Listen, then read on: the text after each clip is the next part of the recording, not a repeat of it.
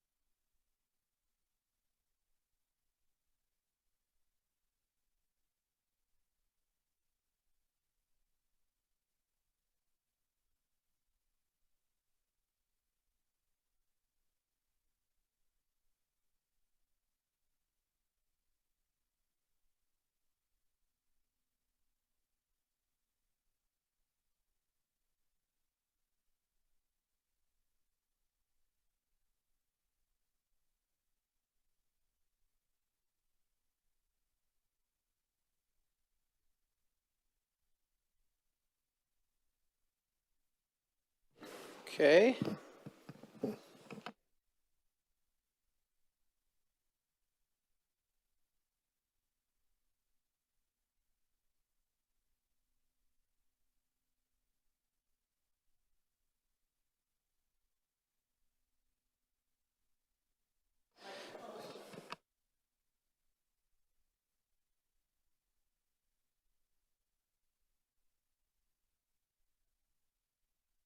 Okay. Good evening, everybody. We're going to call this meeting to order. Today is Tuesday, May 27th. The time is 5:03 p.m. This is a special budget meeting of the Springfield City Council. We've concluded our first budget presentation and the 3 budget hearings. So, councilors, we're here tonight to take our final votes. We have 5 items on the agenda. And before we get started, Madam Clerk, would you please get started by calling the roll? Councillor Curran. Present. Present. Councillor Allen. Present. Present. Councillor Govan. Councillor Govan. Absent. Councillor Walsh. Present. Present. Councillor Edwards. Present. Present. Councillor Davila. Present. Present. Councillor Brown. Absent. Councillor Whitfield. Absent. Councillor Delgado. Absent. Councillor Santinello. Absent. Councillor Click Bruce. Present. Present. Councillor Perez. Absent. Councillor Fenton. Present. Will the council and our guests please rise for a moment of silence? Please remain standing for the Pledge of Allegiance. I pledge allegiance to the flag of the United States of America and to the republic for which it stands, one nation, under God, indivisible, with liberty and justice for all. Okay. Madam Clerk, the first item, I apologize, is actually out of order. We have to take that one after the budget. So let's make item number 1, number 2, and vice versa. And if you could please start by calling item number 2. Item 2 is the FY26 Budget General Fund. Okay, Mr. Mayor, thank you for being here. Department heads, I invite you to come up and make your presentation. Thank you, Mr. Mayor. Mr. Mayor, we get some new tech, so there's a little button on your... Georgie Josue, am I on now? You're on, Just like sir. the school committee on that. Mr. President and City Council members, thank you very, very much for your due diligence in the hearings that you have called to review this budget. And I feel it's a solid budget. Again, first, before I go into the facts on it, I want to thank my cabinet heads, our cabinet heads, and our department heads, all the way down to rank and file, for their continued and dedicated efforts to the city of Springfield, the residents and the business community, and the visitors that come into the city of Springfield. I want to thank each and every one of them, too, because I asked them to come in with 3% cuts and other than personal services, OTPS, and they did, which is extremely important. I want to thank our award-winning finance team led by CAFO Kathy Buno, Lindsay Hackett, Chris Frazier, Steve Lonergan, and the rest of the team. For 18 consecutive years under my administration, they have won the Distinguished Budget Award, independent look as far as putting the finances together. I want to thank my Chief of Staff, Billy Baker, also on that. As we put this budget together, we have to deal with the uncertainty of the federal government and the continued cuts and moves that are being made. I mean, it doesn't change every day. It seems to change every 5 minutes. And we have to be cognizant of that because we've already been hit on a number of grants, which translates into programs and possible bodies moving forward. So with that, we put together a budget which is $985,700,000. That budget is about a 6.1 increase for FY25 from the adopted budget for FY26. The school department, and thank you, Superintendent Dr. Donald, for being here, really accounts for 2/3 of that operating budget, about $671 million, which is a 6.8 overall increase. City side budget is about $315.7 million, about a 4.7% increase. For the 11th consecutive year, which is unheard of in an urban center or urban city, we've been able to balance the budget without touching the stabilization reserve funds. We have a healthy $71.1 million in there. That's all built on the city side. And we also been able to work, and we work very closely with City Council President Mike Fenton. Because of our strength, fiscal strength, we've been able to invest in Treasury bills, T-bills, to help toward tax relief moving forward. We continue to have the highest bond ratings in the city's history. That is important. It might not sound sexy, but it allows us for our bonding and our bond debt capacity as we move forward on major projects. And just to give you a little bit of a run before I give you the facts on the budget, when you look upon it, we started this journey on March 18th through the 21st. I called public budget hearings. I scheduled them later in the day to make it more convenient for city councilors. I had it recorded by Focus Springfield in case you couldn't make it to review it. I know the council, as Council President Mike Fenton indicated, held budget hearings on May 12th, 19th, 21st, and a finance subcommittee meeting was held by Chairman Tim Allen, May 20th. And, you know, when you look at it, we've reduced nearly 14 positions, full-time positions, FTEs, which is really the first time since FY13. And then we've also adjusted about 30 general fund positions, which accounts to about $662,000. When you look at the budget growth or drivers, school department is obviously number one. School transportation, which is about $45 million. We are able to work with Superintendent Dr. Donald and Patrick Roach to shave about $1 million off of that. Pension contributions, work very closely with Tim Allen and Mike Fenton. We aggressively continue to fund that at 8.2%.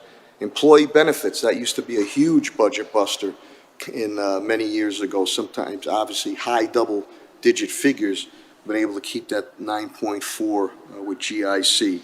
The majority of increases go to personnel costs and union contracts, which we're honoring. And when you look at the non-discretionary costs, which is sort of an oxymoron, fixed costs, which we cannot touch or cut, you look at an increase of $56.9 million. Of that, 51.5 is non-discretionary fixed cost, which leaves $5.4 million increase to fund city departments. $4.2 million of that is for public safety, primarily the salaries. And when you look at the big four, you're looking at the police department at $61 million. You're looking at the fire department at $30 million, DPW at 13, parks at 12.7. So that's nearly $117 million moving forward. So we've been able to put this budget together, again, with the uncertainty of the continued federal cuts that are being made. And let me tell you what the budget buys with some brief highlights. Again, I always base my decisions on my number one priority: public safety, public education, economic development, healthy neighborhoods, and community services. When you look at the public safety side, and I'm very grateful for the strong leadership by Police Superintendent Larry Akers, we just had our biggest graduating class of Police Academy of 45 new officers on the street, the largest in years. We're looking to do another one as we move forward. We have the most diverse police department, not only in the Commonwealth of Massachusetts, but really in New England. It reflects, our officers reflect our city, and that's extremely important. We've been able to work with the City Council. I'm very thankful. Body-worn cameras, we were the first major department in the Commonwealth of Massachusetts to enact body-worn cameras. And now we're able to upgrade them in the TASER system, which brings about accountability and important on both sides, police sides, residential and business sides, of what exactly occurred or did not occur. We keep all our units in order. The Flex Squad, the Ordnance Squad, which was created some 18 years ago, which I know many of the councilors love because the neighborhoods love that. The C3 units continue, and Police Superintendent Akers has really flexed that unit so it affects the whole area of the city. Quebec unit in our school department, Metro, and the real-time crime analysis, things that you see on TV. Springfield was on the cutting edge, leading the way to have that, which has helped prevent and solve crimes in a timely fashion. Big thing that we did, mental health has always been an issue. It was really exacerbated during the COVID-19 worldwide pandemic. And we now have units with the Behavioral Health Network, BHN, going out with our officers when a call comes and it is really a mental health call. After that point in time, BHN handles that, and that's extremely important. We brought back and piggybacked that with our Project Hope 2.0. Many a times we're dealing with homeless individuals, and working with First Justice Judge Mulpey and the court system, we have BHN also going out, BHN stationed in the court, so these individuals who are homeless and might be drug addicted, public intoxication, trespass, housing issues, are getting or trying to be able to obtain the services that they need. Narcan has been a huge success. Unfortunately, we have to use that Narcan, but the police department and fire department, Commissioner B.J. Calvi, but the police department has saved 600 lives with that. Fire department, speaking of Commissioner Calvi, who will be online, we have another academy coming up. The state allowed us to do 20. We were doing mini academies. We partner in the Indian Orchard, the fire training center there that we collaborate in. So we'll have another 20 coming on. I think that'll be extremely important. And if you look at our fire department, it is the most diverse, again, in the Commonwealth of Massachusetts. Both departments, police and fire, are above parity. And that goes from leadership down the rank and file, reflecting our city residents, and that's extremely important. Commissioner Calvi continues to work hard to make sure that equipment is continually upgraded, and the fire apparatus, you have to order those way ahead of time, because sometimes it could take 1.5 to 2 years to receive that fire apparatus. So as we continue to move forward, another highlights, brief highlights with departments. Public education, and Dr. Donnell is here. I'm proud of the increase he's been able to do with our graduation rate. When I took over, the graduation rate was barely hovering over 50%. Now we're in the about 80 percentile. dropout rate was over 14%. Now we're about 3.9 or 3.5%. So we've increased that. Full day free universal pre-K is in effect.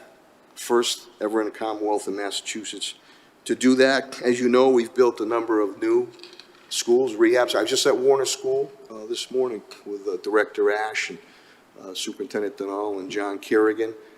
Another 10 schools will come online with air conditioning. We have 60-odd school buildings. I believe there's 18 left to do as we continue to move forward. Playgrounds. Warner never had a playground. We've done numerous playgrounds, and it was great to see those young kids out there getting exercise. So you know all the new schools that we built to the tune of nearly $1 billion, the most in the Commonwealth of Massachusetts, and rehabbing schools. Online now to come about is Harena School and my alma mater, White Street School, and Kensington Avenue School will be coming online.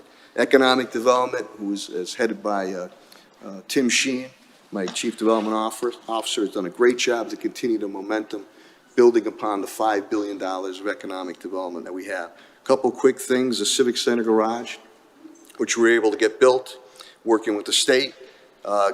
Eastfield Mall, and Timmy has worked very, very closely with his team on that. That's moving forward. The Knox building, the transformation has been done there. We helped a $31 million expansion of Performance Food Group, creating hundreds of jobs. The Brightwood apartments are going to come online. As you can see, State Street, up across from Helen Colton Harris shop, housing is coming online there. Our first-time home buyers in the Jerry McCafferty's, most aggressive pace in the city's history. Gem Nice site is being filled up with home ownership. The old school department will soon be done. And again, this builds upon another 500 units getting done, whether it's market rate, workforce development housing, or assisted housing. And that's extremely important with the housing crisis that's across the country and the state. Code enforcement is fully staffed and under leadership of Building Commissioner Steve Desilets and Housing Code Enforcement Director Keith O'Connor. Successful Clean City program, which really runs under Director Ash's thing. Tom McCarthy and crew, outstanding. I know the neighborhoods and city councils appreciate that immensely when a situation occurs, and we're out there to take care of that. And we also continue on our illegal dumping aspects on the hidden cameras that we have across and enforcement to send a message. Chris Signoli, as you know, heads up DPW. Our single stream trash pickup is the envy of many other communities, as you can see. You go out to other communities and you see that they might have a tall kitchen trash barrel that is out there. We still bulk pickup for a very, very minuscule cost at your curb. We still have yard waste pickup that occurs. We still have the large containers for trash and the single stream recycling. That's important. Working with the city council a few years ago, everybody wanted sidewalk crews. We continue those sidewalk crews. It's been very, very popular. With Chris Signoli, we've done about 30 pedestrian crossing intersections with all the bells and whistles across the city, which has been extremely important. With community service such as Park and Rec, we've also incorporated second chance type opportunities. I brought Roca in under Solomon Bayman, the director, who's done a great, great job. Can I have their crews going out there to do cleanups? As with the great partnership we have with our sheriff, Nick Kochi, the sheriff's crew. People love our forestry division. They love when trees get trimmed. They love when trees get planted, or if they have to get cut down, unfortunately. But they always say, what are you going to do about the stumps? So we've been able to bring the sheriff's crew in. We've done over 2,000 stumps. And it might not sound sexy, but a lot of the neighborhood people appreciate that. We continue all our maintenance of terraces. We continue the maintenance of all our parks. Camp Star Angelina, which is a state-of-the-art camp, the old Camp Seco for young kids that are disabled, and we're able to help them out. All pools, splash pads will be available. After-school evening gym programs will be open. Free concert series will happen again, and it's one great lineup if you haven't seen the lineup there. Movies in the park, free, will continue to move forward. And as I stated before, and again, I want to thank Superintendent Dr. Sonia Denault and Pat Roach, the CFO of the school department. We have used our John Kerrigan and Tom Ash, our ESSER funds properly. You see, as you read in the media or see in the media or hear in the media, many other surrounding communities utilize their funds for reoccurring costs. We did not do that. Now those communities are facing cutbacks in programs and layoffs. We've done one-time projects that are going to benefit the population of the city of Springfield for many, many years to come. Everybody knows about the Duggan Field, Coach Ted Plum Field. Putnam now has a beautiful state-of-the-art practice field there that we just finished doing that. Walker Grandstand, many of us have played on all these fields, is being done, the historic baseball stadium at Forest Park. And when you look at Central High School, it is a college-type atmosphere there with all the field work that we've done there, adding all the turfs with softball, baseball, and lacrosse. Greenleaf Park has been transformed, the Kevin Ambrose Fields there, the playground scape that is there. Pickleball, and from what I understand, I don't play it, is very, very popular, and you have pickleball at Hubbard in the Orchard, pickleball at the Greenleaf, and shortly you'll have pickleball at Forest Park. Gurdonville Park, to many of our youth, finally the construction is going on. That becomes a bike and skate park at Lower Liberty Heights, so we're looking for, and a splash pad is going to be added there for all the young families that are down there. We continue partnering with Police Superintendent Larry Akers and Sheriff Nick Cochi on the park patrols. Been very, very successful. They have the horses out there. They also have the therapy dogs, and then we have the trikes that are also out there. Health and Human Services, led by the elegant and eloquent Commissioner of Health and Human Services, Helen Carlton Harris. And I think people realize the importance of public health after the worldwide COVID-19 pandemic. They continue to touch many categories throughout the city. I want to commend Helen on the opioid settlement funds that were received from the state. We still continue to have, through City Solicitor Steve Bonacani, our own suit against these opioid companies, but that is $7.2 million over 16 years. An RFP has gone out. We've awarded to nonprofit groups who have done a good job to help individuals who have been addicted to opioids or hopefully prevent it, get the services that they and their families need. Roy Goodman's here, Elder Affairs. Again, I'm proud to say that my administration continues to be able to give our seniors free lunches. Some years ago, prior to COVID-19, my administration bought a bus and then a mini bus. You all right there, Jeanette? Sorry. Okay. She's a skier, so that explains that. So the seniors could go on trips. They're very active. That continues to move forward. And all the senior centers, obviously with the crown jewel, the Ray Jordan Senior Center is open. Besides that, Hungry Hill, Riverview, the Claudio Concepcion Community Center, new physical fitness equipment in North End. Veteran Services, led by Director Joe DeCarroll, has done a great job, fully funded. And as you know, we've done tax relief. I funded it 100%. When it comes to excise and other things for veterans, other communities have done 50%, 100% on that. We've helped 17 unhoused veterans make sure they have permanent housing. Libraries under Molly Fogarty. Again, many places are consolidating and shutting down libraries. We've done the exact opposite. All our neighborhood libraries have stayed open. We built a new one, obviously, in East Forest Park, and East Springfield is going to expand, and that's extremely important for our residential quality of life. TJO, Heather Kaline has done a great job stepping in. They're fully funded with the adoption center, and then also the enforcement calls that go out there with the officers. We have a 3-year agreement. Got to remember, we're in partnership with Chicopee and Holyoke, but we're the main driving force on that. Again, with the fiscal team has been outstanding, and again, I want to thank that whole team for what they do inside and out. All contracts have been honored. Many of them we've been able to settle. Thank you to the City Council. Some we're very hopeful to settle in the near future moving forward.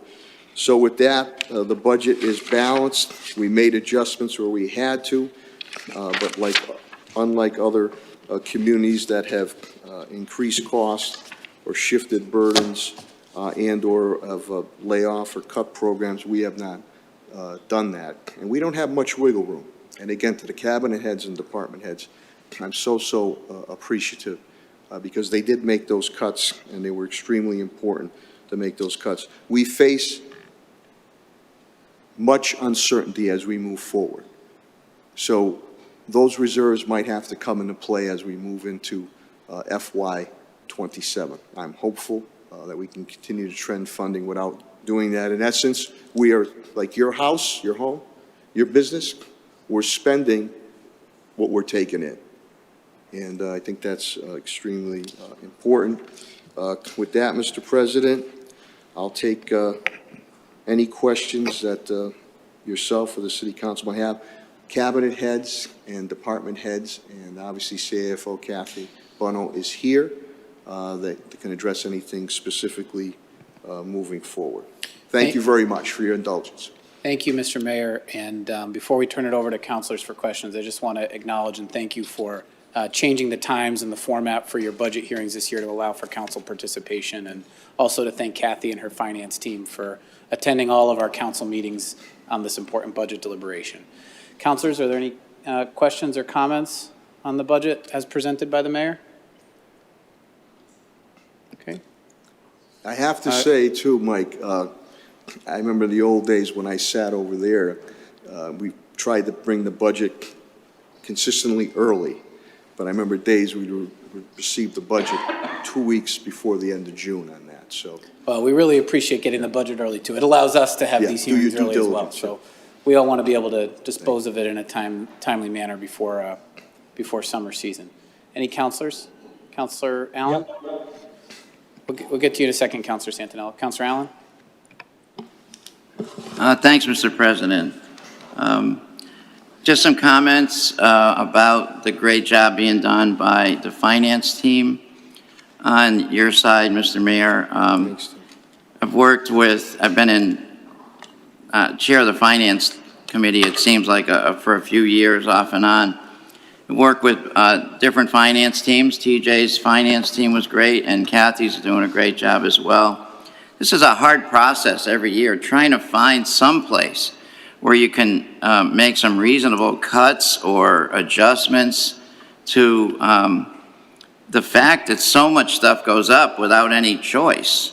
51 million went up without any choice. The school department, 40 some odd million. Penn school transportation. So school department, 40 million and change. School transportation, 2.5 million. Pensions, which has been one of my primary focuses the last few years, 5.5 million. Employee benefits, 3 million. That adds up to 51.2 million that we didn't have anything to do with. Things that have to go up. So we're trying to do what we can to find places where we can reduce or save a little bit of money, et cetera. One thing I wanted to point out is one of my areas that I've focused on the last few years has been open recs. There was a year, probably 2 or 3 years ago, where I worked with TJ and tried to cut 10 open recs. There's no people associated with it, just open recs. And we were able to cut 10 at 75,000 each or something. So the cut we had that year was 750 million to 750,000 to a little bit more. And it was just that we often funded the budget by having a lot of open recs that we didn't end up hiring. And then we would get free cash as a result. We all like the free cash, but it's also better to try to not add money into the budget that we don't eventually need. So I worked with Kathy Bono this year on that same theme, and I just have to say that this budget that we're presenting tonight, or you're presenting to us tonight, includes the smallest number of full-time equivalents since 2013. A year ago on this night, Kathy and I worked on open recs. I said, can you continue to try to cut positions without cutting people? And she was able to cut 13.9 positions, which is money we don't have to put in the budget to fund a position that eventually might not get hired or et cetera. So that was following on that theme for myself personally, the area that I focus on, that followed along the 10 from a couple years ago and 13.9 this year. That's the smallest number of full-time equivalents we've had in the city budget since 2013. Full-time equivalent is a term for a person, an open position. So kudos on that one. You know, and we've talked about what's the logical end to that? Well, you always keep looking at it. You always keep trying to find places where we can reduce money without reducing people or services. So I think that's one of the features of this budget. The pension is just, it's just something that we have to deal with year in and year out. This year, the pension was, I believe it was 67 million in fiscal year 25. Next year, it's 73 million. So that's $6 million more just to keep the pension funded. So we can't do much about that. We need to have it funded. We need everybody to know there's a solid pension there for them when the time comes. So I just I want to say that, all the way around, appreciate the mayor's budget meetings in March. I went to most of them. I appreciate everybody working with Kathy on trying to squeeze Rex and the departmental budgets. I know that's not easy, but I think we had a pretty good outcome out of all of it. So I just wanted to say it's a hard challenge every year, and those of you who are here and aren't part of it, but you just hope it turns out so it's not negative on you personally or your department. We hope so too. We're hoping for the same end, but we also have the other pressure of trying to put out a city budget that people can afford, and that we can keep our city going with that. So appreciate the efforts of your staff, Mr. Mayor, and Kathy and her team. Thank you, And Councilor everybody Allen. who worked with them. Thank you. And thank you. You were pretty diligent, very diligent in showing up to the budget hearings. Appreciate that. Thank you, Councilor Allen. Councilor Santinello? Actually, Madam Yes, Clerk, Madam Clerk, one second. thank you. Councilor, one Yep. second. Madam Clerk, could you recognize the councilors in seat number 7, 8, 9, and 10? Counselor Brown? Present. Present. Counselor Whitfield?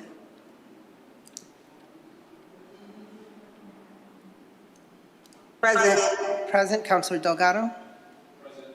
Present. Counselor Santinello? Present. Okay, thank you. Councilor Santinello, you have the floor. Thank you very much, Mr. President. I just want to acknowledge the hard work done by the city council, by Councilor Allen, and the rest of the city councilors. I want to recognize the great job that was done by Mayor Sarno and his team. People don't realize, well, most people don't realize that our bond rating is the envy of the Northeast. When the United States just lost a AAA rating, and we have one of the highest ratings in for a state and city, that's phenomenal. But I also want to give a shout out to LeVar Click Bruce, myself, and several other councilors that worked on working with Mayor Sarno to get walking patrols back in our neighborhoods. That was a commitment that he made, and our superintendent made that happen. And we've had a dramatic decrease in our violent crime in the city of Springfield. And we just got $20 million cut from the federal government on asthma, and another 10 million on top of that. So this is a very lean budget, and I just want to commend the mayor for a job well done, and I plan on voting for the budget as is.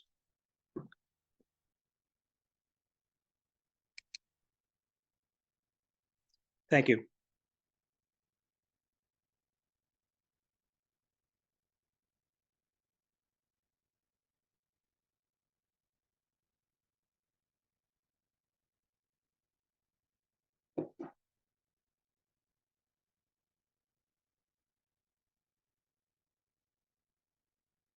Think we're stuck.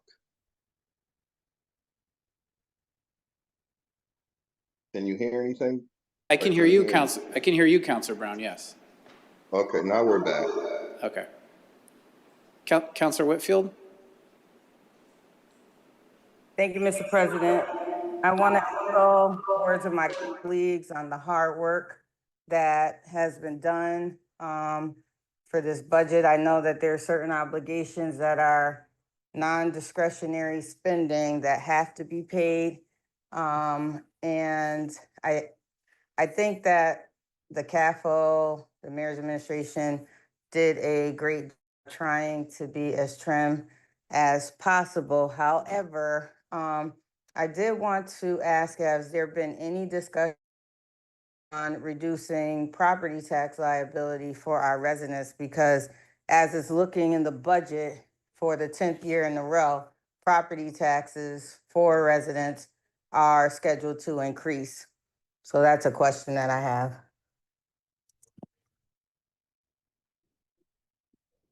And I can't hear the mayor.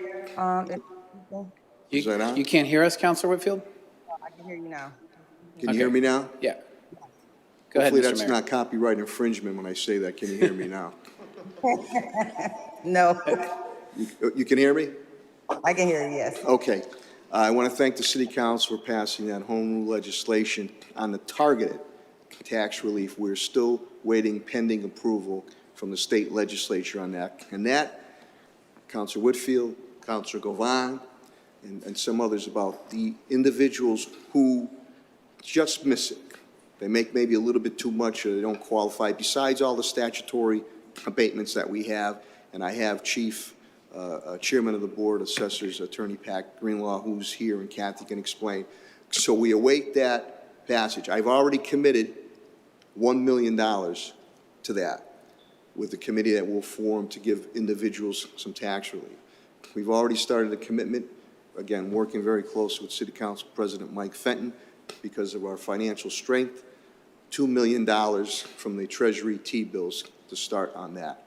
I've also, veterans, the HEROES Act, excise, other tax relief programs, I have funded 100%. Some communities haven't adopted it. Some communities only adopted 50% on it. So I'll continue to work with the City Council, but obviously with the possible issues that we might have continuing on the federal level, if you look at grant positions, there are 89 grant positions that run substantial, beneficial programs for our residents. Those are grant funded. So we have to be cognizant of that.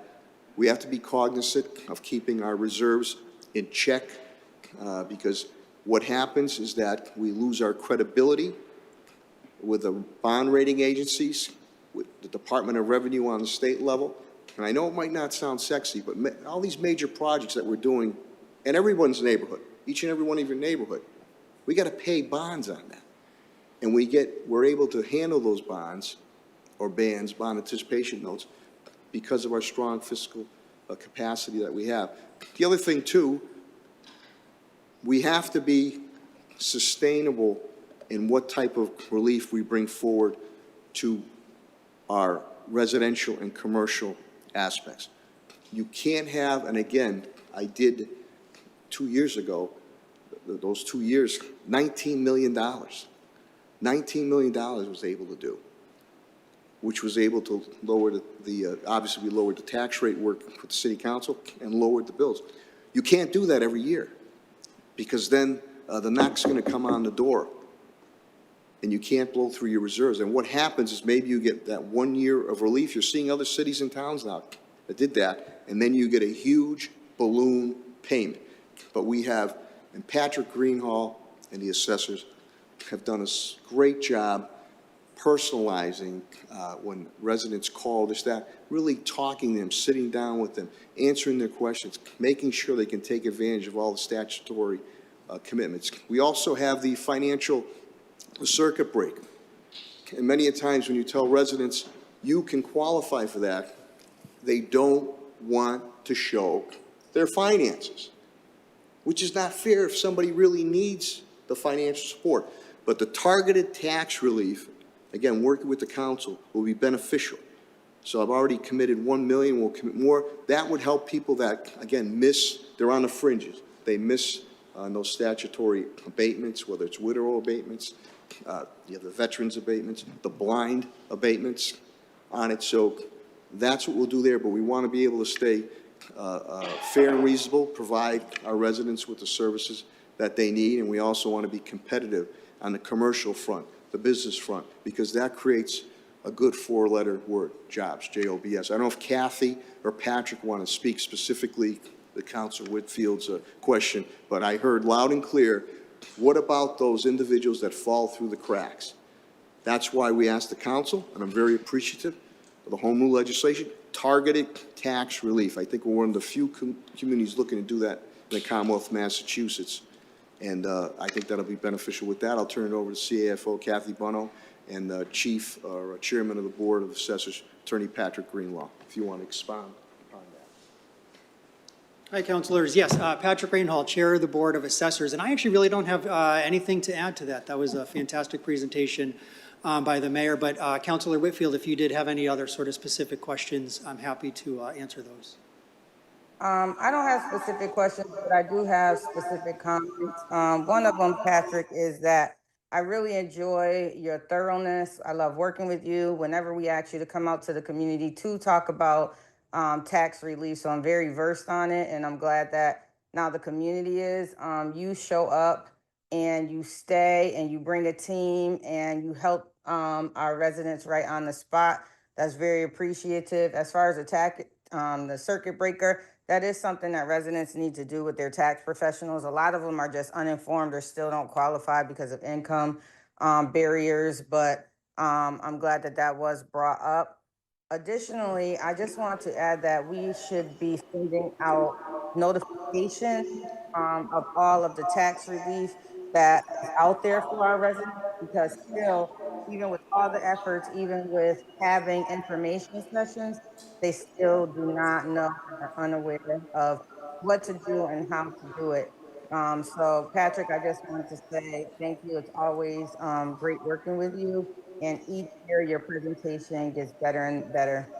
However, as far as I'm concerned, I make a commitment to myself and to the residents of the city of Springfield that if there is a $1 increase in the tax bill, I cannot vote for this budget. And I know that that is what's coming in the future.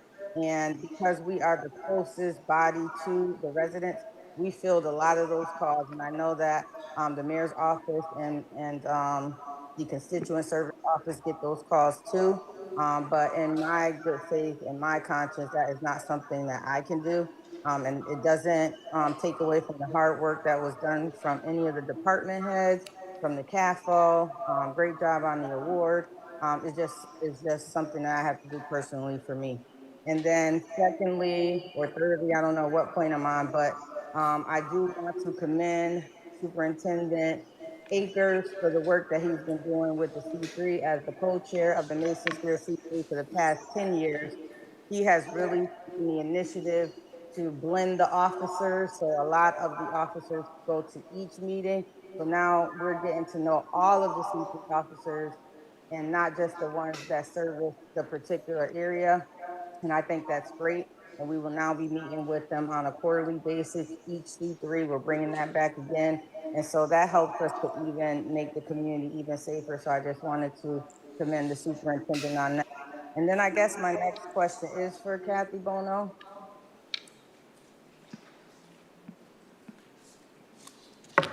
Yes, Counselor? Each year we start with vacant positions that are not filled in the previous year. Do we have a number on how many that will be this year? Well, right now, we cut 14 FTEs, which I think Counselor Allen and I worked together to commit to that. And that was the first time FTEs went down since 2013. We also, 30 general fund positions, full-time positions, we also adjusted, and we adjusted staggering hiring, salary adjustments, et cetera. We acknowledge that it'll take time to fill that position, so we actually reduced the budget by $662,000 based on those 30 FTEs. But currently, police and fire have positions available, but they have an academy that's going in, so we reduced those. I think we're hoping for 50 if I'm right. And the Fire Academy has 20 in there right now, so those are open positions. They're in the academy, and we're hoping those 20 come on board. As far as with other departments, there's in different points of hiring, whether it's posted, they're interviewing, they're making decisions. There's maybe about 24 positions right now. 24 open positions? Yeah, that is in different parts of hiring, whether they're posting it, whether they're interviewing. So every department, we've cut everything, and I met with every department. I can't, no one will give me any more positions, but I'm going to continue to work with Counselor Allen and meet with the departments to see, as we restructure the departments, if there's any more positions that we can cut when they become available. But at this point, we're comfortable with those 14 we've cut, and we'll work on the future, any other positions that the departments don't need. Okay, thank you. And I don't want the department heads to think that I'm asking for you to cut any of their positions. I'm just asking for the ones that are vacant, that stay vacant. Because we do have a large amount of free cash at the end of the year sometimes, and I'm just wondering, like, how can we use the funding now to offset some of the costs in the budget? Instead of having so much at the end to do special projects and special things that need to be done, some of it should be budgeted. And so I was just wondering that. So thank you for the explanation. Like I said, great job to everyone on your budgets. Very happy with the public safety departments and keeping our community safe. But all the departments and all the services that are offered through Health and Human Services, and even some of the departments like DCAM that people don't know that work so hard to make sure that our buildings, parks and facilities are safe and well kept in the city of Springfield. And also this year, I do have to say that everyone has been very responsive in getting the city council the information that we've been looking for, and it hasn't been a battle. And so I definitely appreciate that. Thank you, Mr. President. Thank you. And Councilor Whitfield, thank you. And a big shout out to Pete Garvey and the Department of Capital Assets. They do a great job. By the way, you need to correct the spelling of Councilor Whitfield's last name, by the way. It's, if you look at it, it says Councilor Whitfield. Oh, is it on the screen? Yes. Oh, that was my son because I was driving, so I asked him to put my name in, and he put it in Okay. wrong. So I'll fix it. I want to give you due credit. Due credit. All right, thank you. Okay. Thank you, Councilor Whitfield. Thank you, Mr. Mayor. Councilor Davila.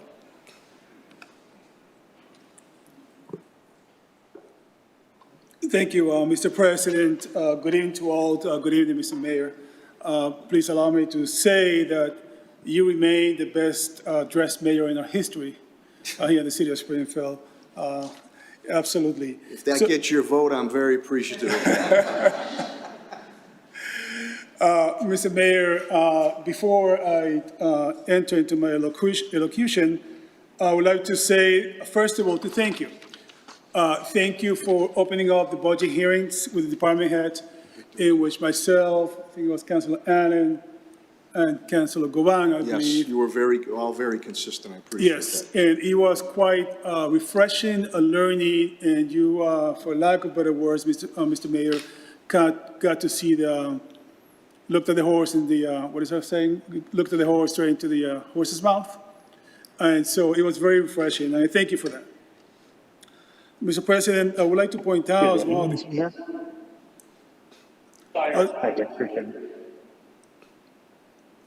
Mr. President, I would like to point out, as one of the other councilors pointed out, that this year's budget is $985 million. Yet we have the lowest amount of full-time employees. I believe that so far we have 1,448 employees in this budget. That's how much is allocated for. With, I believe, the CAF would just say Kathy Borna with 24 open positions. That could be explained very easily by inflation, cost of living, and contractual agreements. In other words, we have less employees, but yet we pay more. And I get that. With that being said, Mr. Mayor, there's a couple of things that I would like to point out, in my humble opinion, Mr. Mayor. One is that it appears that we are stagnant with the amount of tax growth here in the city. If I'm not mistaken, we could do anywhere between $4 to $7 million. We should be thinking outside of the box. We need to double that amount. I know it's easier said than done, but I will encourage you on your team, sir. And I also make a commitment on my part because I'm talking about this. We need to bring and expand the tax growth. I'm not talking about increasing people's taxes. How do we get more businesses into the city? More commercial businesses, which will create what you said a little while ago, Mr. Mayor, jobs. Mr. Mayor, you talked about a little while ago your targeted tax relief, which is a great thing. It's very smart, and I compliment you for that great idea. And I look forward for the House approving that, because you're right, it's going to be specific to people, as you pointed out. I do remember, sir, that when I met with your team, I remember Solicitor Bruno Conti was there, Patrick Greenhall, and Billy Baker. And I looked at them straight in the eyes. I said, I will support this because it's a good idea. But this is not to replace the pilot revenue work that my committee has been doing for the past 2 years now. As I'm sure you are very aware, and at least I did ask Kathy Bono to talk to you about this, and I will be talking to you in the future, about the recommendation that we made from the pilot committee to engage the Collins Center for the pilot program, payments in lieu of taxes, which in my opinion is money on the table that we are leaving. And we are going to be recommending that you sign off on a grant application for the Department of Labor and Service to hire the Collins Center in the amount up to $50,000. And that's free money, Mr. Mayor, that the state is going to be giving us to look at it potentially bringing more payments in lieu of taxes. It's free money. I hope that there's no obstacle in doing that.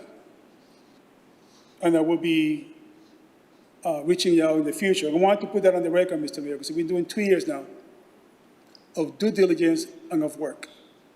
And I always say, I realize that the nonprofit community, they're struggling, it's true.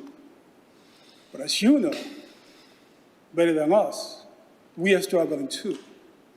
You yourself have said a couple of times, including today, that we may have to tap into the reserves in 2027. So I will be, Mr. Mayor, reaching out to you on that front, and I hope that your targeted tax relief does not replace the good work that we've been doing, because otherwise, I honestly will feel like somebody pulled a fast one on me. Mr. Mayor, I will give you an opportunity to respond if you have anything to respond, Mr. Mayor, before I go on. Councilor Villa, we're Yeah. more than happy to continue to work with you in the targeted tax relief. I think there'll be a category there. Also, as I mentioned to you, where nonprofits or college institutions might be able to give an amount of money, because we could sell it as saying this is really going to people that are in need. But as you pointed out yourself, many of these institutions are struggling. Many of them are huge job creators for the city of Springfield. So that has to be taken under consideration. But we can, with Kathy Bono, we can look at the Collins Institute. I understand they did something for Holyoke, which is basically that they said 25%. You know, I would want more than that. I would want staggered type things, because you know, for smaller nonprofits, you'd have to look at different percentage. But I'm more than happy to work with you on it. I am going to put in the with the targeted tax relief that there'll be a category. I'm going to fund it with $1 million and probably more. But in the goodness of, and we do have some that do pay pilots, which were orchestrated many years ago. But in the goodness of that, they might want to be able to do that.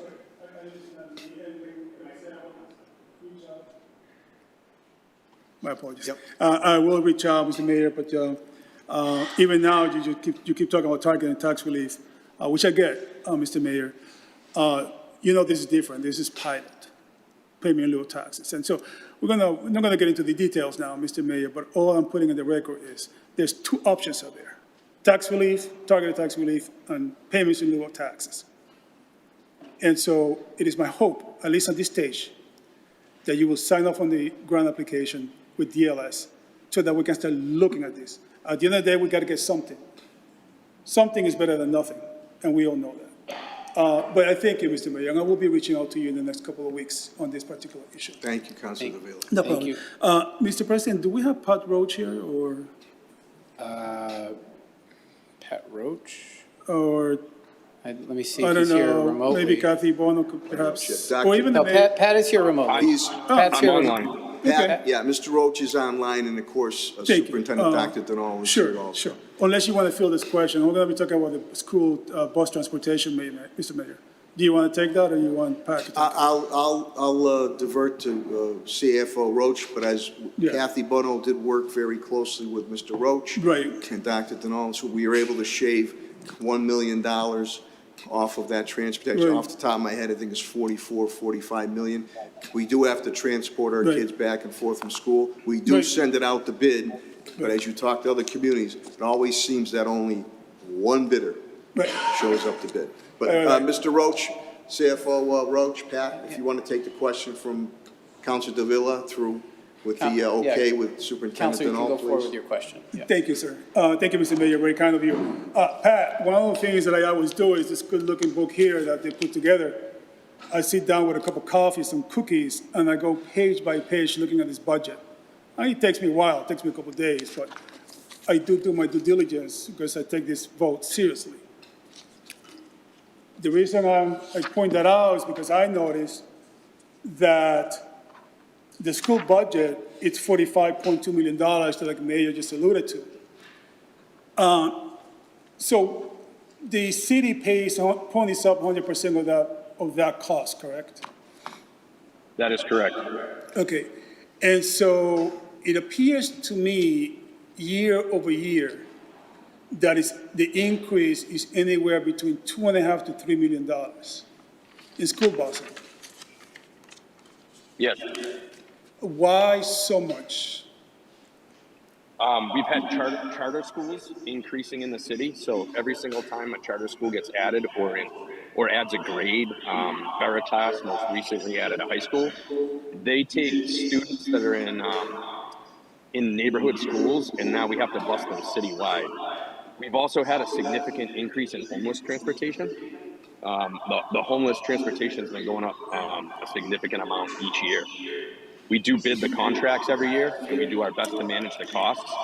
We are usually able to stick with the same amount of big buses that we've had the prior year, and I know that's what everybody sees around the city, but it's the amount of charter schools where we have to add new routes to new schools that we can't do anything about it. It's a legally required service that we have to provide, and it's out of our control. Yeah, I thought we had what happened to the moratorium in charter schools? I thought that's been come and gone. Yeah, there's no moratorium. There's no They moratorium. are still being added with grades and enrollment. Okay, Victor, you gotta, Yes. Councilor Davila, you gotta remember that this is another, it's an unfunded Right. mandate from the state. Right. Years and years ago, there was supposed to be a reimbursement on that. Right. We have not seen any reimbursement in decades. We did try to pass legislation through then Senator Eric Lesser to try, and I told the state, listen, I know you're not gonna give me 100%. I know you're not gonna give me 50%. Give me 25% at least. right, No. Then I also tried to work the angle on charter schools. right, And again, those are our students too, they're Springfield students, Springfield Yeah. residents, about some relief there. Right. That has not come to fruition. So we put it out to bid.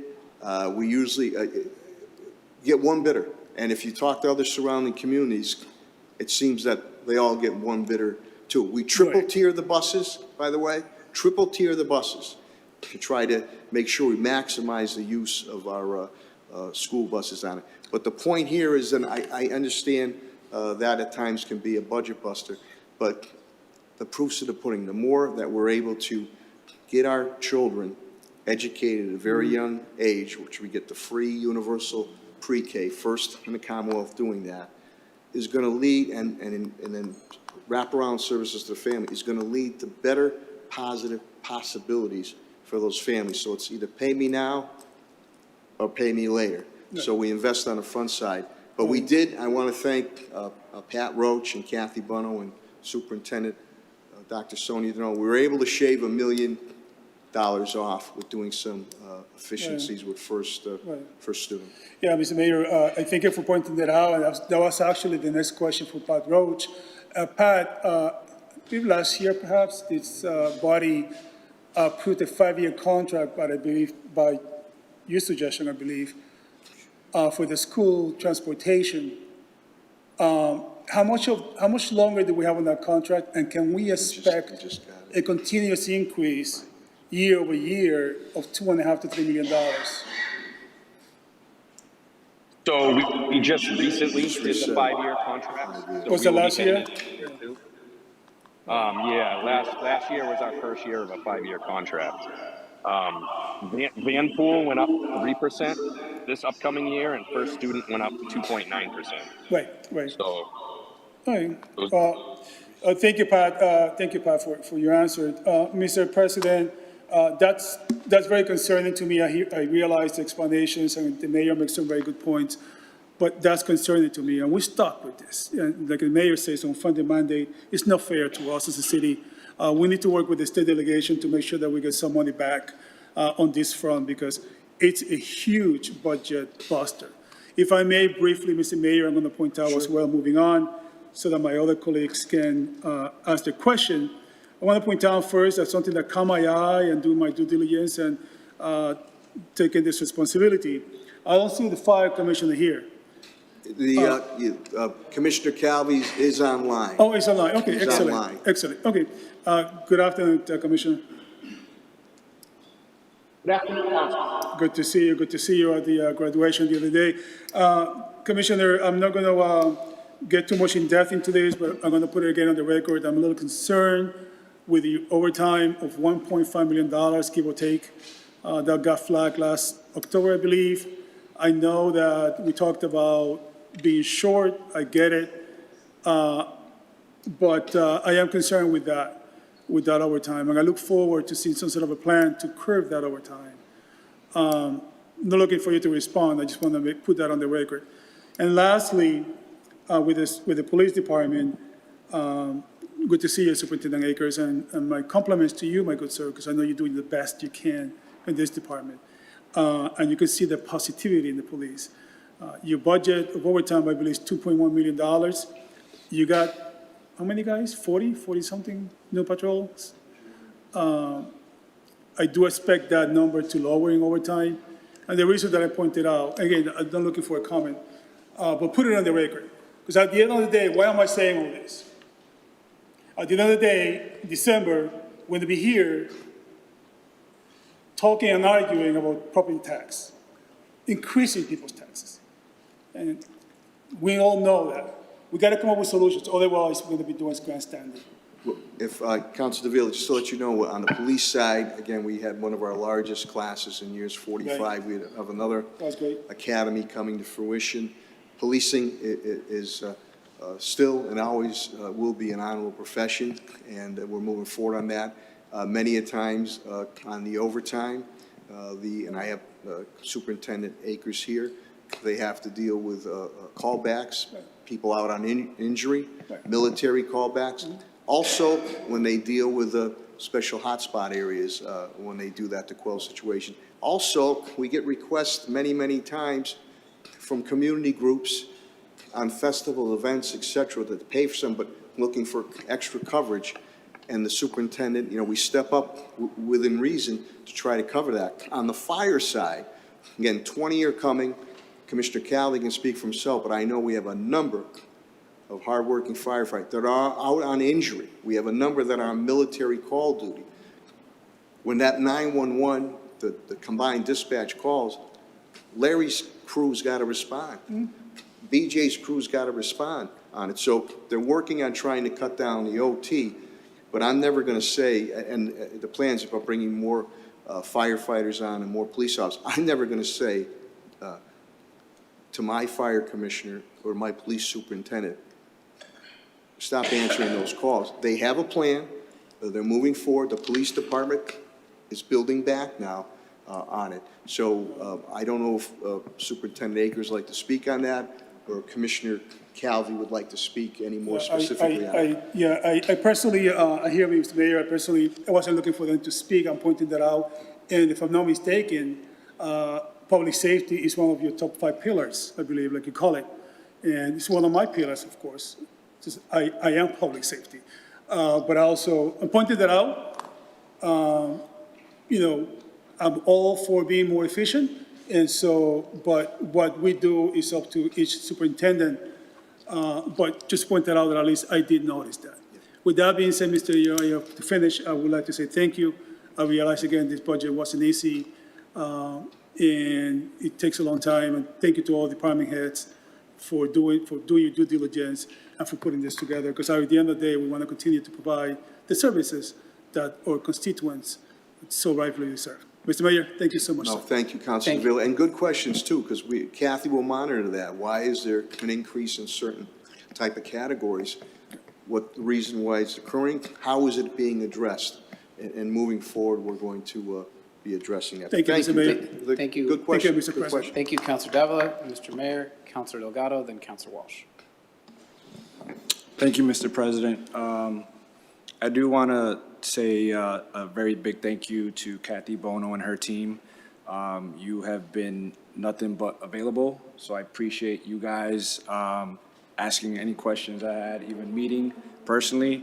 Thank you to all the City Hall, not even just City Hall, but all city employees through this process, because you guys have been asked to do a lot with what we have is pretty concerning times. I also appreciate, Mayor, that you also had the budget hearings a little later, more open to council, although not late enough for some of us who actually have full-time jobs to attend, but I appreciate the sentiment. You know, I think, you know, that's along the right path. You know, we keep getting calls from folks, and we hear all the time, the budget has increased, right? And we've been lucky over the last several years to see property values rise. And that's been a significant play in why we've been able to raise the budget on the backs of our residents and our business community. And I know that right now we're starting to see kind of a tapering out. So we're gonna definitely have some challenging years ahead. This book here that we have tells a really good story, and I love reading it, but there's still a lot more that we as a council don't know what's under the hood.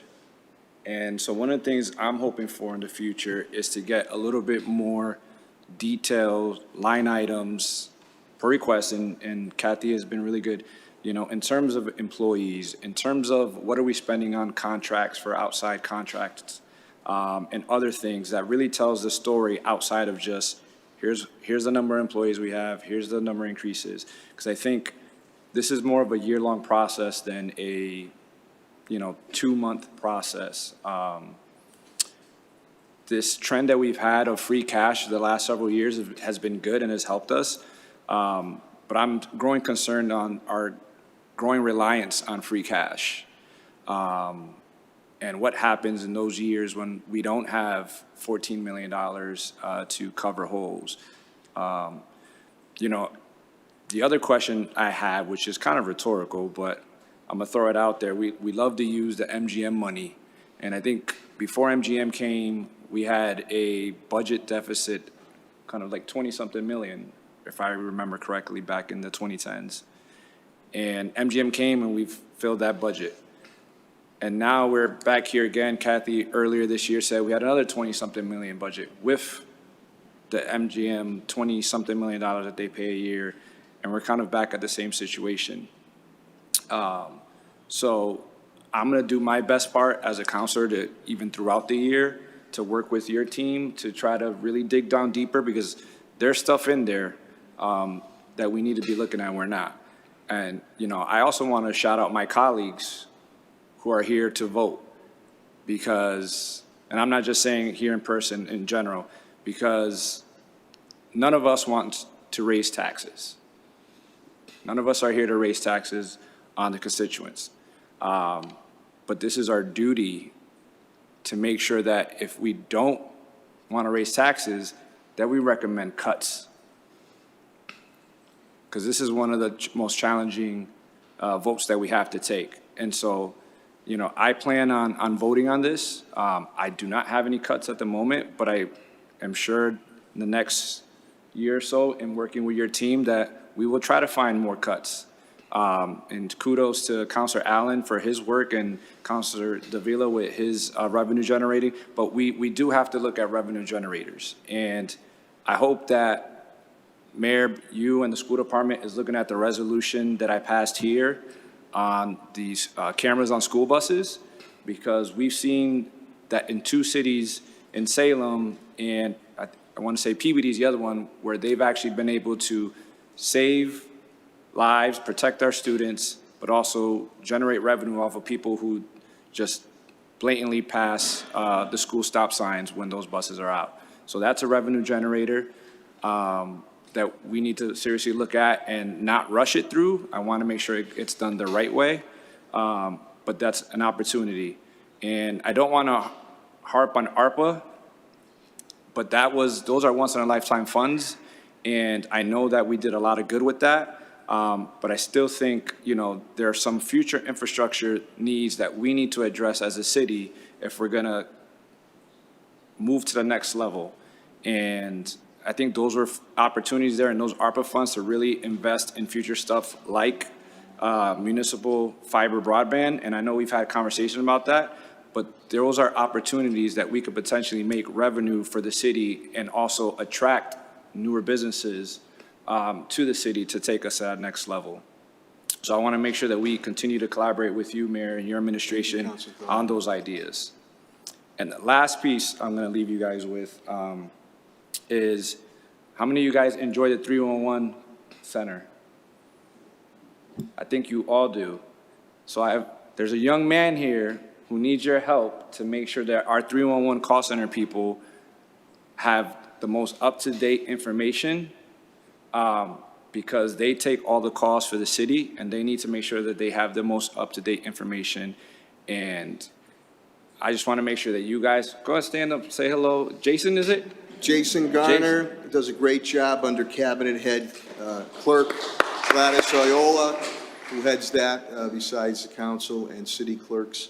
And 311, I always get glowing compliments from 311, and always proud to say the first and ever Latina or Latino cabinet head is your clerk right there, Gladys Oyola, on that. So Jason and crew do a great job. They're the clearinghouse. And the responses, and then they were able to funnel that out to various departments. So yeah, I just want to make sure I shouted him out because again, they get all the calls for the city, and we need our department heads to be responsive to them too, because I'm sure you guys don't want to go back to the old days where we start putting all the budget numbers on the websites to get the calls directly. So he needs him and his staff need the information that they need to do the best job for the city. And I'm going to continue to advocate for folks like that. And I did say the last piece, but I do want to say is I appreciate the work that we've done on public safety and increasing the staff and the public safety officials to be reflective of the city. And I want to continue to challenge that we make sure we do that on the city hall side as well. which we've done. And workforce development, I see Superintendent Denal here. Thank you for the hard work that you're doing. I've said this already a bunch of times, but I also want to make sure that we continue to invest in our kids. We have a school system of 24,000 students, plus or minus. And I want to make sure that we continue to invest in them through internship opportunities, job opportunities, so that they can be the next City Hall employees and directors and whatnot. So, but with that, I think I spoke longer than I expected to. But thank you for everybody, and I plan to vote on this. Thank you, Councilor Delgado. Councilor Walsh.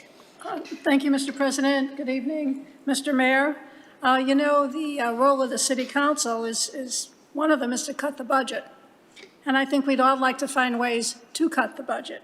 But with the meetings that we had with the finance team, with the department heads, their staff, and the city council, it's pretty clear to me that there aren't a lot of areas in this budget that we could cut without impacting direct city services. And I believe our constituents expect and depend on those services. But I'd also like to say that it's been my experience in this process. I think there's a great deal of cooperation and goodwill with the council, with the department heads, with the staff. I think we've all worked very well together. I think we all have the same goals. We may get to them in a different way. And I'm very happy with this budget, Mayor, that we're taking care of our veterans and that our pools and parks will be open. I think that's so important for people. And as we discussed, every year that we have to fund school transportation on the city side, it's really a big issue. So I am ready to support the budget. Thank you, Councilor Walsh. Thank you, Catering. Thank you, Councilor Walsh. Councilor Brown? Thank you, Mr. President. Can you hear me or am I broken up? We can hear you. We can hear you. Okay, good. I wanted to address Commissioner Superintendent Akers. Superintendent? He's coming to the podium now. Councilor Brown. Good afternoon, Councilor Brown. Thank you, sir. First, I want to commend Mayor Sarno for bringing an amendment to the body. I know that I talked a little bit behind the scene about doing a sunset rule. And I would urge the public to look back because we had more than enough opposition as far as individuals trying to stop you from being able to have the ability to hire and fire. And I'm more than happy to say we were right and they were wrong. I do commend Mayor Sarno for bringing it. But what I do want to tell you, it's beyond that. You have done such an impressive job. I do know, and I commend you for it. I do know we have a sunset rule and everything. Based on the statistics and the impressive work that you're doing, I'm curious how long you plan on staying because I want you till 99. Well, I appreciate your asking. I plan on staying as long as possible, as long as my physical and mental health allows me to. I'm going to be doing the job that I swore to do, and I'm not trying to leave any earlier than I have to. And I have nothing else to say, but I don't want us to go without looking back at the opposition and then now looking at the results. You have done an excellent job, and it was a great decision. Continue to do the work and don't go anywhere, please. And thank you, Mayor, for the leadership to presenting this great man in front of us. Thank you. Well, thank you, Councilor Brown. I really appreciate those kind words. I really appreciate that. It makes me feel good knowing that you have my back out there. And like I said, I signed on to do a job, and I don't plan on leaving until I'm finished doing this job to the best of my ability. So thank you again. And thank you, Mr. President. Thank you, Councilor Brown. Thank you, Councilor Brown, Superintendent. as long as I'm around, Larry Akers isn't going anywhere. Let's put that to bed. Thank you. Councilor Edwards? I'd like to make a motion to pass the budget as amended, as presented. Second. Thank you. Okay. There's a motion made by Councilor Edwards, seconded by Councilor Allen. On the motion, Councilor Whitfield. Thank you, Mr. President. I'd like Superintendent to come back to the podium, please. I'm sorry, Councilor Whitfield, you broke up a little bit there. Who did you want back up? Superintendent Akers. Sure. Superintendent Akers? Superintendent?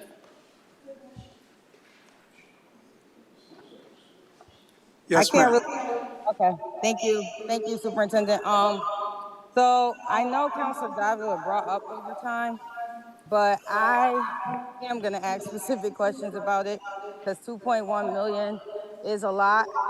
Before I question, though, I did want to say that I encountered a retired officer when they were doing construction over on St. James Ave, and he came over to me and helped me to make sure I was okay getting through the rocks and all the gravel and stuff while they were doing construction. And I never had any officer do that for me before, and I thought that was very nice. And I could tell by his reaction that he probably didn't get the best information on me, but we had a good like 5 minutes to talk, and he was like, I know that what I was told in the past was wrong, and it's great meeting you and great having this conversation. I said all that to say that I believe he was retired and getting some of these overtime funds, so I think that it is needed in many places, not just when officers are out on workers' comp or military leave, but also for our traffic safety and things like that. And I want to commend DPW Director Chris Crowley on doing a great job that I think over in the East Springfield, Liberty Heights area. But my question is, how does that overtime work? Does it go by seniority? How are officers selected to do that work? Okay, I'm sorry, you're breaking up a little bit, but are you talking about the extra details? Yes, how are they selected to do extra details? Does it go by seniority? How is that determined? And what is the rate? Well, when you see the officers that are out there working on the roadway, that's paid by private vendors. That's not from the city. And we just put it out there. People sign up for details, and we go right down the list. And many times it depends on who has the least amount of hours, and they'll get called first, and then we continue working down the list. But those are all private vendors that handle that. That doesn't come out of my overtime budget. And I believe the rate is probably $62 an hour, which is actually below any surrounding town's rate. Right, and I do see the officers out working hard at community events like Mayor Sarno alluded to earlier. And I personally am grateful for them because it keeps our neighborhoods and communities safe. So if it is 2.1 million, I think it's well worth it. I didn't bring you up to criticize that amount, but anything we could do to get it down would be great and helpful. But I did want to just thank the police and all the public safety people for like really being kind these days and really taking the time to care about us in the community, because this person didn't know me from anywhere.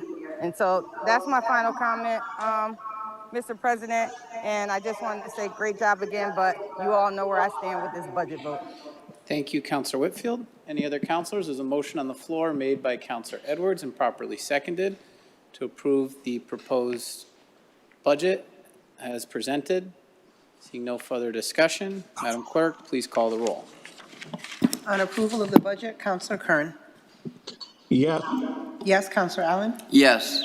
Yes, Councilor Govan. Absent, Councilor Walsh.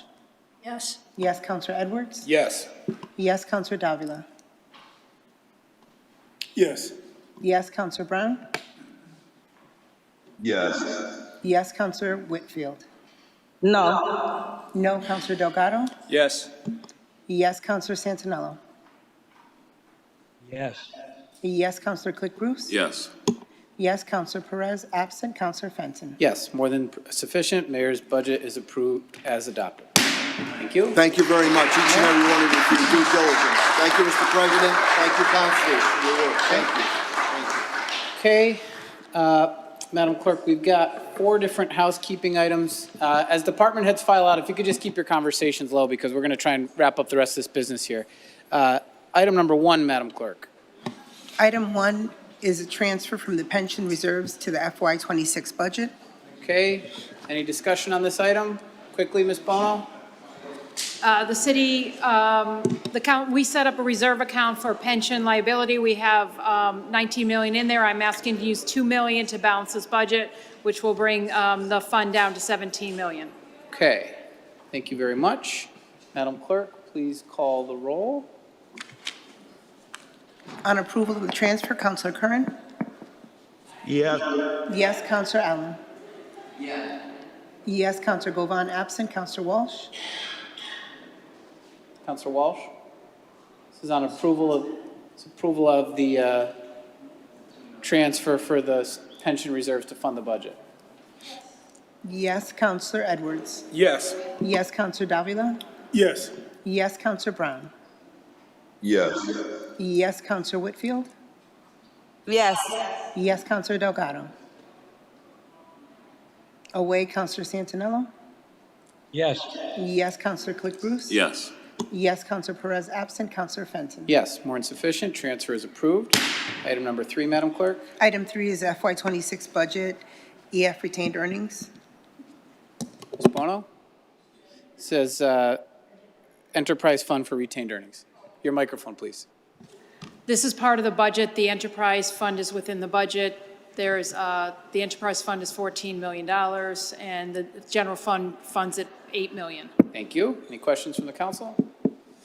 Madam Clerk, please call the roll. On approval, Counselor Curran? Yes. Yes, Counselor Allen? Yes. Yes, Counselor Govan, absent. Counselor Walsh? Yes. Yes, Counselor Edwards? Yes.